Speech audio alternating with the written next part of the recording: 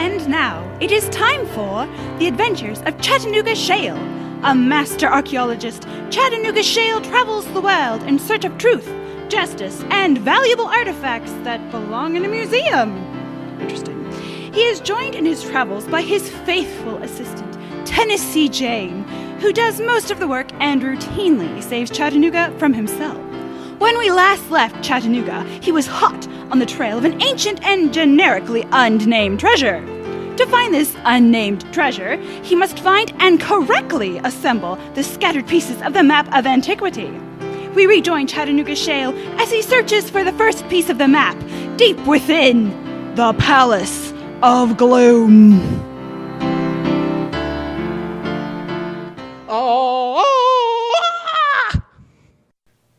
Wow, I had no idea it was possible to slip and fall down 47 flights of stairs without breaking any bones. Yeah. Let me tell you, that wasn't as easy as it looked. You'd think that with a name like the Palace of Gloom, that they'd have been smart enough to buy some light bulbs. How's a monkey supposed to run down the stairs if he can't see the stairs? I don't think that they had light bulbs back when this place was built. Well, still, you'd think that someone would have modernized the place since then. There isn't even any Wi-Fi around here. How's a monkey supposed to check his email without any Wi-Fi? Why do you need to check your email down here? Well, you know that old map we found showing how to safely navigate this place? Yeah, I remember. We had to crawl through the sewers of horrible stink to get it. Ugh! I still have those smells in my nose. Well, I didn't want to lug that dusty thing everywhere. Uh-huh. And I needed the room in my backpack for snacks. Of course. So I scanned it into the computer and emailed it to myself. That way I'd have it with me no matter where I was. Unless you're in an old palace with no cell phone coverage? Or Wi-Fi. Seriously, how's this place ever going to become a decent tourist trap without any Wi-Fi? Great. So we're stuck down here without the map that we risked our lives to find. Cheer up, Tennessee. It could be worse. Oh, yeah? How? We could be trapped in a dangerous dungeon with a horrible flesh-eating monster. At that very moment, the door slammed shut behind them. With a solid click-thunk, the sounds of a lock split the air. They were trapped like rats in a cage. Well, at least there's no horrible flesh-eating monster. Chattanooga? Yes, Tennessee. Please, stop talking. Got it.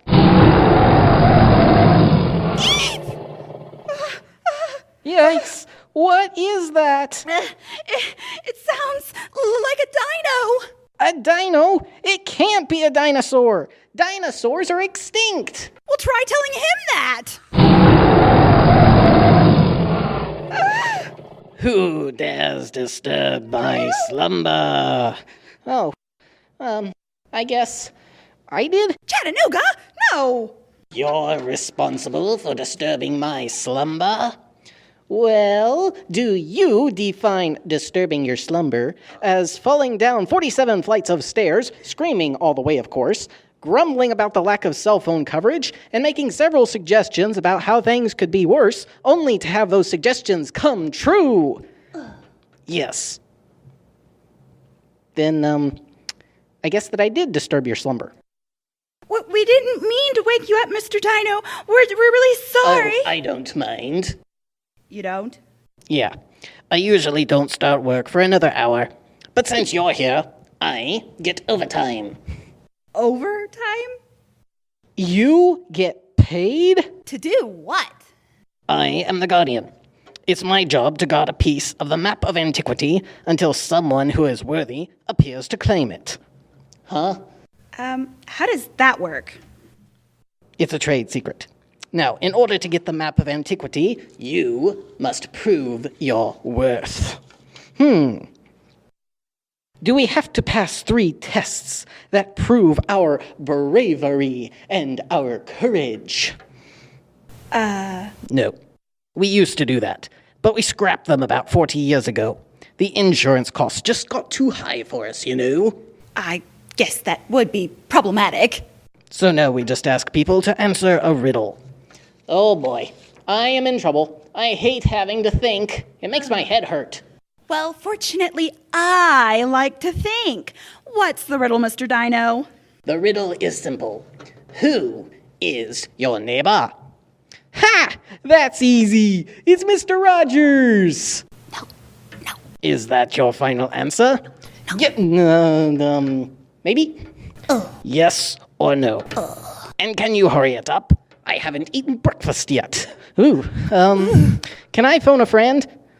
You don't get any cell phone coverage down here, remember? Oh, right. Tennessee, any ideas? Frankly, Chattanooga Shale, I'm surprised that you don't know this one. Didn't you ever pay attention in Sunday school? Sometimes. Listen closely then. One day, a lawyer came and asked Jesus how he should live his life. Jesus told the lawyer that he should love God and love his neighbor as himself. Well, the lawyer thought that he would be sneaky, so the lawyer asked Jesus who was his neighbor. Jesus answered the question with a story. The story is this. There was a man making a journey from Jerusalem to Jericho. One day, he came upon a group of thieves and robbers. That does not sound good. It wasn't. The thieves and robbers did what thieves and robbers do. They beat up the guy, stole all his stuff, and then they dumped the guy in a ditch and just left him there. Ouch! Yeah, the guy was so beat up that he couldn't walk. He couldn't even move. All he could do was lay there and wait. For an ambulance? They didn't have ambulances back then. Anyway, as the man was lying in the ditch, he saw another man far off in the distance. The man was walking down the road. After a few minutes, the wounded guy could tell that a Jewish priest was approaching. Hey, that's great! The priest can help the man, and the story will have a happy ending. Well, that's what you'd think. But the priest saw the wounded man, but decided that he didn't have time to help him. So he was on important business, you see, and he couldn't possibly be bothered to be delayed helping anyone. So the priest crossed to the other side of the road, pretended not to see the man, and walked away. That is terrible! Well, it was. But just as the wounded man was about to give up hope, another man appeared in the distance. Was it the Lone Ranger? No, it was a Levite. A who? A Levite. It was a man from the tribe of Levi. He was a very, very religious man. He was someone that everyone would look up to and respect. Well, did he stop to help the man? Nope. He did exactly the same thing that the priest did. He walked right by the wounded man and didn't even stop to help him. That stinks! Didn't they know that the man needed help? Well, they did, but they made up excuses and reasons why they couldn't help the man. But when everything seemed lost, another man appeared on the road. The wounded man looked up at the newcomer, hoping against hope that he would be saved. But then his hopes fell. Don't tell me. This guy ignored him too. No, that wasn't it. The new man was a Samaritan. A Samaritan? Is that bad? Well, the wounded man thought so. You see, the Jews and the Samaritans, they didn't exactly get along too well. They fought constantly. Yikes! If a priest and a religious man wouldn't help the wounded guy, then why would this Samaritan dude? Well, that's what the wounded man thought. But he was wrong. The Samaritan saw the wounded man, stopped, and helped him. The Samaritan patched up the man's wounds, put him on a donkey, and took the guy to an inn. There he gave him a doctor and paid all the bills so the wounded man could get better. Wow, that's great! Did the wounded guy live? He sure did. When Jesus finished the story, he asked the lawyer a question. Which now of these three thinkest thou was neighbor unto him that fell among the thieves? The lawyer said, the Samaritan, the one that showed mercy. And Jesus said, go and do likewise. That's great! It's awesome! Yeah. But what's the answer to the riddle? Oh. The point of the story was that everyone is our neighbor, and we should have mercy and compassion on everyone. Oh, I get it. So the answer is that everyone is our neighbor. Isn't that right, Mr. Dinosaur Guardian type dude? That is correct. Ooh. The first piece of the map of antiquity is yours. Yay! You may claim it at the corner gift shop on your way out. Oh, wonderful. Yes, we're on our way! I must also tell you that the second piece of the map of antiquity can be found at the Lost Park. The Lost Park? You wouldn't happen to know where that is, would you? Well, if I knew where it was, then it wouldn't be lost, would it? Sorry, you're on your own. Well, that's all right. I'll just pull out my handy-dandy iPhone and check the GPS. You don't get any cell phone coverage down here, remember? Oh, yeah, you're right. Yeah. Well, that's okay, because somewhere out there, the Lost Park is issuing the call to adventure. And where adventure calls, Chattanooga Shale answers. Thus concludes this week's thrilling installment of The Adventures of Chattanooga Shale.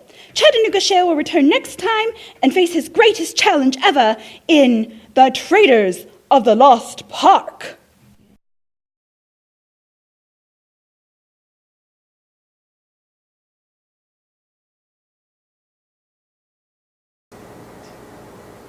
Oh,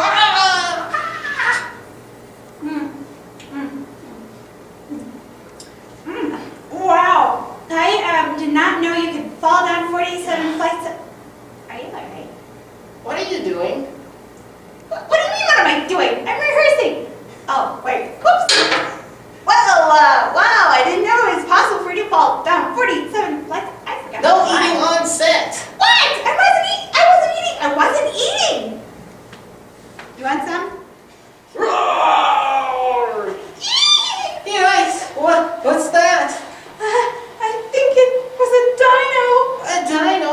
Yeah. It can't be a dino. Dinosaurs don't live in dusty old places. Well, I think this one does. Hey! Excuse me. Wait. Cut. You're in the wrong spot. Where'd he go? He's, on top of you? Well, do you define disturbing your slumber as falling down 47 flights of stairs, screaming all the way, of course, grumbling about the lack of cell phone coverage, and making several suggestions about how they...